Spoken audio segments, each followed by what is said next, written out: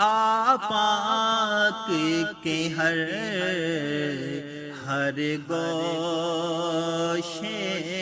میں قرآن سنا کر دم لینا، آفاق کے ہر گوشے میں قرآن۔ کیا حاملہ جانور کی قربانی کرنا جائز ہے؟ تو یاد رکھیں کہ اگر آپ گئے ہیں جانور خریدنے،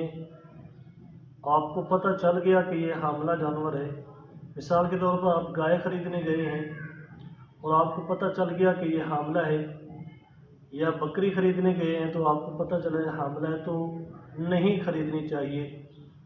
کیونکہ جو جانور حاملہ ہوتا ہے اور اس کے پیٹ میں جو پلنے والا بچہ ہوتا ہے وہ اپنی ماں سے ہی خوراک لیتا ہے،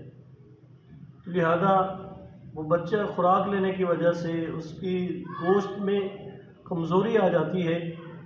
لہذا اگر آپ کو پہلے پتہ چل گیا کہ یہ حاملہ ہے تو آپ اس جانور کو نہ خریدیں۔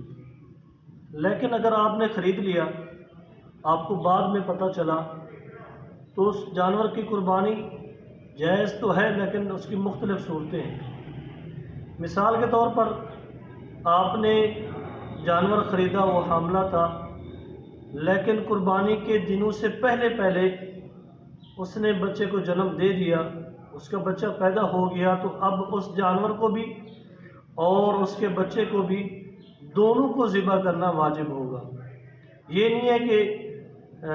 مثال کے طور پر اس نے گائے خریدی، گائے کو تو ذبح کر دیا لیکن اس کے بچے کو اپنے پاس رکھ لیا، ایسا نہیں ہے،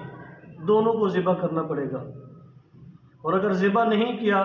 اس کو بعد میں پتہ چلا قربانی کے دن گزرنے کے بعد، تو وہ بچے کو زندہ جو ہے وہ صدقہ کرنا اس کے اوپر لازم ہے۔ اور اگر بچے کو اس نے عید کے دنوں میں جنم تو نہیں دیا، لیکن جیسے ہی جانور کو آپ نے ذبح کیا تو اس میں سے زندہ بچہ نکلا، تو اس کا بھی یہی حکم ہے، یا تو اس کو اس جانور کے ساتھ ذبح کر دیں، نہیں تو پھر اس بچے کو زندہ کسی کو صدقہ کر دیں، اپنے پاس نہیں رکھ سکتے۔ لیکن اگر کسی نے وہ بچہ اپنے پاس رکھا اور اس کو پورا سال پالا اور اگلے سال قربانی کرنا چاہتا ہے،